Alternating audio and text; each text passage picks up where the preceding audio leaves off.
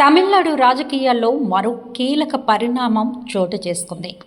దివంగత తమిళనాడు ముఖ్యమంత్రి జయలలిత స్నేహితురాలు, అన్నాడీఎంకే బహిష్కృత నాయకురాలు వికే శశికళ తన పార్టీ పేరును శుక్రవారం ప్రకటించారు.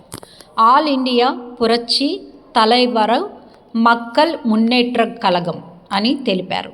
తన పార్టీ గుర్తుగా కొబ్బరి తోట ప్రకటించిన శశికళ ఇది ఐక్యతకు చిహ్నమని తెలిపారు. అనుచరులతో కలిసి మీడియా సమావేశంలో మాట్లాడిన చిన్నమ్మ తమ పార్టీ ఒక ఉమ్మడి కుటుంబంలా పనిచేస్తుందని వెల్లడించారు. పార్టీ ప్రకటించిన సందర్భంగా శశికళ మాట్లాడారు. తమిళనాడు ప్రజల కోసం కొత్త రాజకీయ వేదికను ఏర్పాటు చేస్తున్నామని తెలిపారు. రాష్ట్రంలో ప్రజల సమస్యలను పరిష్కరించే దిశగా ఈ పార్టీ పనిచేస్తుందని శశికళ పేర్కొన్నారు. ఎంజీఆర్, జయలలితల అనుచరులుగా ఈ పార్టీని పెట్టినట్లు శశికళ స్పష్టం చేశారు. ఈ పార్టీతో తనను తాను అనుసంధానించుకున్నానని, కొబ్బరి తోట గుర్తును నిర్ణయించినట్లు వెల్లడించారు. రాబోయే అసెంబ్లీ ఎన్నికల సమయంలో భావ సారూప్యత కలిగిన పార్టీలతో పొత్తు పెట్టుకుంటామని ఆమె వివరించారు.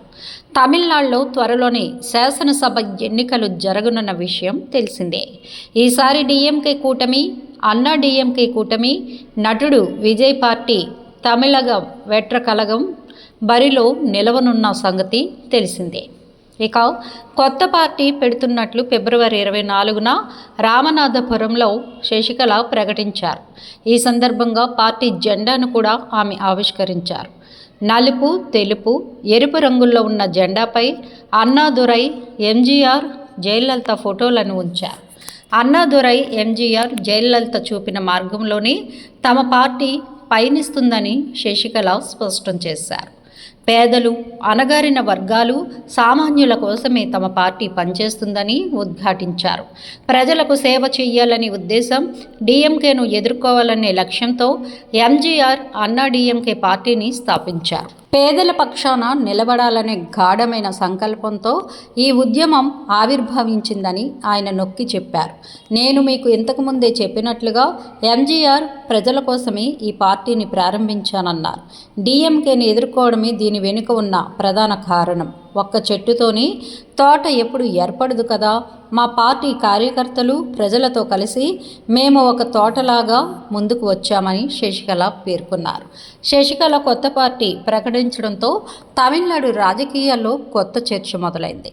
ఇప్పటికే రాష్ట్రంలో డీఎంకే, ఏఐఏడీఎంకే, బీజేపీ వంటి ప్రధాన పార్టీలు ఉన్న నేపథ్యంలో శశికళ పార్టీ రాజకీయ సమీకరణాలపై ఎలాంటి ప్రభావం చూపుతుందనే అంశం ఆసక్తికరంగా మారింది.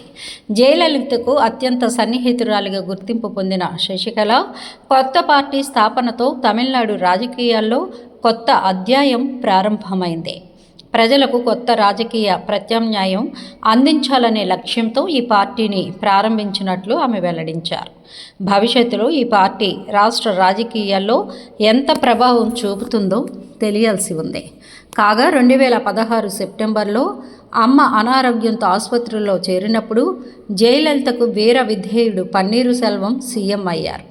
అదే ఏడాది డిసెంబర్లో జయలలిత మరణం తర్వాత ఓపీఎస్ను బలవంతంగా కిందకు దింపి ముఖ్యమంత్రిగా తన అనుచరుడు ఎడప్పాడి పళనిస్వామిని నియమించారు. కానీ జయలలిత అక్రమాస్తుల కేసులో శశికళ దోషిగా తేలడంతో ఆమె జైలుకు వెళ్లడం, తర్వాత జరిగిన పరిణామాలతో చివరకు అన్నా డీఎంకే పార్టీ నుంచే ఆమెను బహిష్కరించిన సంగతి తెలిసిందే.